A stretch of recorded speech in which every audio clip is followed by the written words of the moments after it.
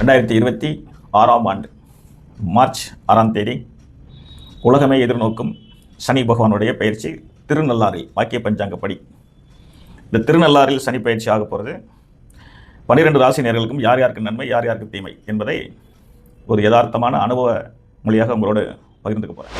நண்பனாக இருக்கக்கூடிய சனி பகவான் மேலும் பலம் சேர்க்கும் அளவுக்கு 11ஆம் இடத்துக்கு வர. அப்போ ஜோதிட உலகத்தில் மிகப்பெரிய முக்கியமான இடம் 11ஆம் இடம். அதற்கு பெயர் ஆதாயஸ்தானம். அந்த இடத்திற்கு சனி பகவான் பயிற்சி. அப்போ பணம் மலை கொட்டும் அப்படிங்கிற சந்தேகம். தசா புத்தி சாதகமாக இருந்தால் அவர்கள் லட்சாதிபதி ஆவதையோ கோடீஸ்வரர் ஆவதையோ அல்லது தரத்தில் ஒரு தாழ்வான இடத்துல இருக்கிறவங்க கூட ஒரு நல்ல நிலைக்கு வரக்கூடிய ஒரு அமைப்பு. உலகத் தமிழர்கள் அனைவருக்கும் என்னுடைய பணிவான வணக்கம்.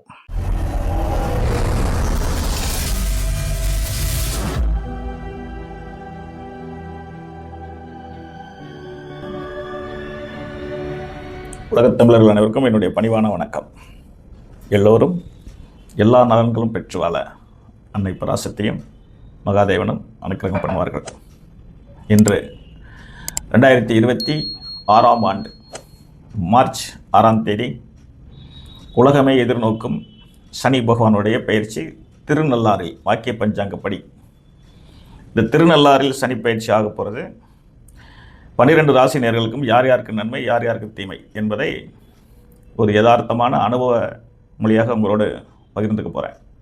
அந்த அடிப்படையில் ரிஷப ராசி நேயர்களுக்கு சனி பயிற்சி எந்த அளவுக்கு நன்மை பயக்கும் அல்லது எந்த அளவுக்கு தீமையாக இருக்கும் அப்படின்னு ஒரு சிறு குறிப்பு. ரிஷப ராசி நேயர்களுக்கு சனி பகவான் இயற்கையிலேயே நண்பன். இயற்கையாகவே ரிஷப ராசி நேயர்களுக்கு சனி பகவான் நண்பர். நண்பனாக இருக்கக்கூடிய சனி பகவான் மேலும் பலம் சேர்க்கும் அளவுக்கு 11ஆம் இடத்துக்கு வரார் அப்படின்னா அது எப்படி இருக்கும்? மிகவும் சிறப்பான ஒரு இடம்.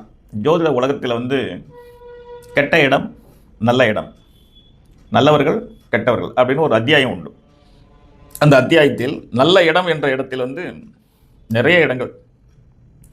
திரிகோணஸ்தானம், கேந்திரஸ்தானம், அதை இல்லாத லாபஸ்தானம், அப்புறம் துருஸ்தானம். அந்த லாபஸ்தானம் என்பதுவே தலை சிறந்த இடமாக இருக்கும். உலகத்தில் எல்லா மனிதர்களும் உழைக்கிறார்கள், எல்லா மனிதர்களும் சம்பாதிக்கிறார்கள். எத்தனை பேர் சேர்த்து வைப்பார்கள்? எத்தனை பேர் வீட்டில் லாபகரமாக பணம் இருக்கும்? எத்தனை நபர்களுக்கு பணத்தை சேர்க்க வேண்டும்ங்கிற எண்ணம் இருக்கும்? அப்படின்னா 1000 ரூபா சம்பாதிக்கிறவனுக்கு கூட 11ஆம் இடம் நல்லா இருந்தால் 100 ரூபாயாக சேர்த்து ஒரு வருஷத்தில் 35,000 ரூபாய் சேர்த்துருவான். லட்சமாக சம்பாதிக்கிறவனுக்கு கூட 11ஆம் இடம் நல்லா இல்லை என்றால் அவனால் 1 ரூபா கூட மிச்சப்படுத்த முடியாது. அப்போ ஜோதிட உலகத்தில் மிகப்பெரிய முக்கியமான இடம் 11ஆம் இடம். அதற்கு பெயர் ஆதாயஸ்தானம்.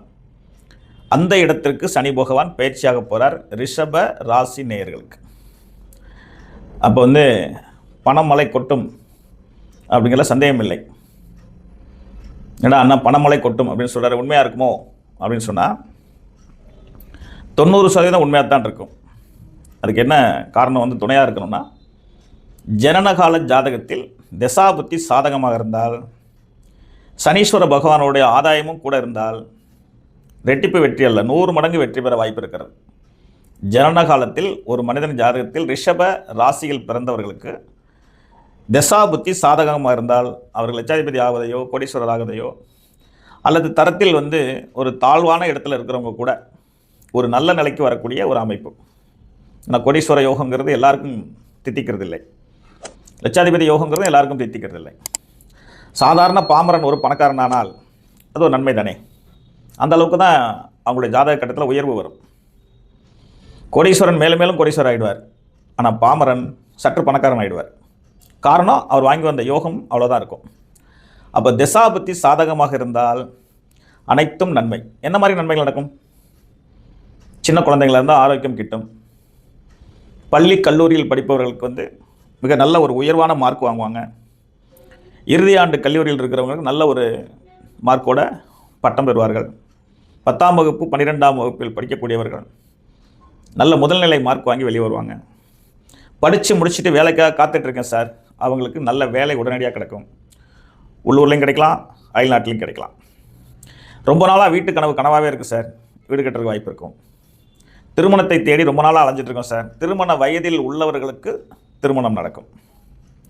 ரொம்ப நாளாக கடன் பட்டிருக்கேன் சார், கடன் கட்டணும் சார், அதுக்கு ஒரு எதிர்பாராத வாய்ப்பை சனீஸ்வர பகவான் செய்வார் கடன் அடைப்பதற்கு. நீண்ட நாட்களாக ஒரு வழக்கு போயிட்டு இருக்குது சார் அடும்பாங்க, வழக்கு தீர்வதற்கான மார்க்கம் உண்டு. சில பேர் திருமணமாகி கணவன் மனைவி பிரிந்திருப்பார்கள், அவர்கள் சேர்ந்து விடுவார்கள், சேர்ந்துறதுக்கு வாய்ப்பு நிறைய இருக்குது. குழந்தை இல்லாமல் நிறைய பேர் இருப்பாங்க, குழந்தை பாக்கியம் கிடச்சிரும். அப்போ அனைத்து விதமான யோகங்களையும் செய்வதற்கு அவர் தயாராக இருப்பார் 11ஆம் இடத்துக்கு வருகின்ற சனீஸ்வர பகவான். மேலும் குரு பகவானும் அவருக்கு ஒரு சப்போர்ட்டான இடத்துல இருக்காங்க. 2ஆம் இடங்கிறது ரொம்ப உன்னதமான இடம். ஜூன் மாதம் 26ஆம் தேதி வரை குரு பகவானும் சாதகமான இடத்தில் இருப்பார். அப்போ ஜோதிட உலகத்தில் பலம் வாய்ந்த கிரகங்களாகிய இருவர் நல்ல இடத்தில் இருந்தால் சாதாரண மாணவனும் பணக்காரனாகலாம். அந்த யோகங்களை திசாபுத்தி செய்ய வேண்டும்.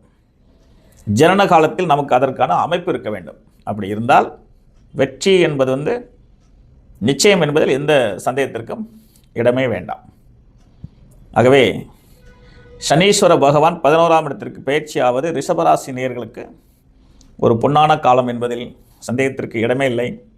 குழந்தைகள், மாணவர்கள், தொழிலதிபர்கள், வேலையில் இருக்கக்கூடியவர்கள், ஒருபடி கூட சொன்னால் அரசியல்வாதிகள், அரசாங்கம் என்பது நிர்ணயிக்கப்பட்ட பணி, அவர்களுக்கு உயர் பதவி, உயர் சம்பளம் கிடைப்பதற்கு 1000 மடங்கு வாய்ப்பளிப்பார் சனி பகவான். ஏன்னா சட்டம் என்றாலே, அரசாங்கம் என்றாலே சனி பகவான் தான்.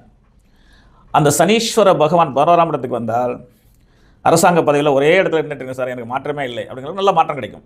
சம்பள உயர்வு ஆகவே இல்லை சார், சம்பள உயர்வு ஏற்பட்டுரும். சமீபத்தில் தமிழக முதல்வர் அவர்கள் இந்த ஆசிரியராக இடைநிலையில் இருப்பார்கள், பகுதி நேர வேலையாட்கள், அவர்கள் அனைவரையுமே பொறுப்பு கொடுத்துட்டார். முழு நேர பணியாளர்களாக ஆக்கிட்டார். இதில் 99% பேர் ரிஷப லக்கணக்காரர்களாக இருப்பாங்க, ரிஷப ராசியை சேர்ந்தவர்களாக இருப்பாங்க. அது சந்தேகத்துக்கு இடமே வேண்டாம். அப்போ அரசாங்கத்தால் கௌரவிக்கப்படக்கூடியவர்களும் அவர்களாக தான் இருப்பார்கள்.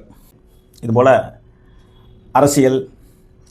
அரசாங்கத்தில் இருப்பவர்களும் ஒன்று தான், அரசியலில் இருப்பவர்களும் ஒன்று தான். அப்போ அரசாங்கம் என்பது அரசியலும் ஒன்று தான். அரசாங்கத்தில் இருப்பவர்கள் என்ன பண்ணுவாங்கன்னா 30 ஆண்டுகள் இடைவிடாத அங்கே ஒர்க் பண்ணுவாங்க. அரசியல்வாதிகள் என்ன பண்ணுவாங்க அப்படின்னா 5 ஆண்டு காலம் அல்லது 10 ஆண்டு காலம் அங்கே இருப்பாங்க. ஏன்னா அதுக்கு பேர் விபரீத ராஜயோகம், அதுவும் அரசாங்கமே. அப்போ அரசியல்வாதிகளுக்கும் மிகப்பெரிய வாய்ப்பை சனி பகவான் தரும். ஏன்னா அவர் மக்கள் தொடர்புடைய மக்கள் நாயகன் சனி பகவான். மக்களுக்காக பணி செய்ய வைப்பார் ரிஷபராசி நேயர்களை, மக்கள் தொண்டு செய்ய வைப்பார். ஆகவே 100% சிறுவர்கள் முதல் பள்ளி மாணவர்கள் வரை, கல்லூரியில் படித்தவர்கள் முதல் கல்லூரியில் பட்டத்தை வாங்கி கொண்டு பணிக்காக காத்திருப்பவர்கள், பதவி உயர்வுக்காக காத்திருக்கக்கூடியவர்கள், சம்பள உயர்வுக்காக காத்திருக்கக்கூடியவர்கள், இத்தனை பேர்களுக்கும் திசா புத்தி என்பது சாதகமாக இருந்தால் 100% 2026ஆம் ஆண்டு மிகப்பெரிய உன்னதமான ஆண்டாக ரிஷபராசினியர்களுக்கு அமையும் என்பதில் சந்தேகத்திற்கு இடமே இல்லை என்பது என்னுடைய ஆய்வாகும். ஆகவே பெருமாள் வழிபாடு செய்து கொள்ளுங்கள், குலதெய்வத்தை தரிசனம் செய்து கொள்ளுங்கள். அவரவர்களுக்கு பிடித்தமான கடவுள் வழிபாடு, பெருமாள் வழிபாடு, குலதெய்வ வழிபாடு அனைத்தையும் செய்யுங்க. கிரகங்களும் இறைவனும் நமக்கு துணையாக ஒரே நேரத்தில் இருந்தால் மிகப்பெரிய வெற்றி கிடைக்கும். ஏன்னா காலம் அறிந்து தான் கடவுளும் உதவி செய்வார் என்பது சந்தேகத்திற்கு இடமே இல்லை. ஆகவே ரிஷபராசினியர்கள் மிகப்பெரிய வெற்றி அடைவுகள் என்பது சந்தேகத்துக்கு இடமில்லை. அனைத்து ரிஷபராசினியர்களும் என்னுடைய நன்றி கலந்த வணக்கத்தை தெரிவித்துக் கொள்கின்றேன். வாழ்க வளமுடன். நன்றி, வணக்கம்.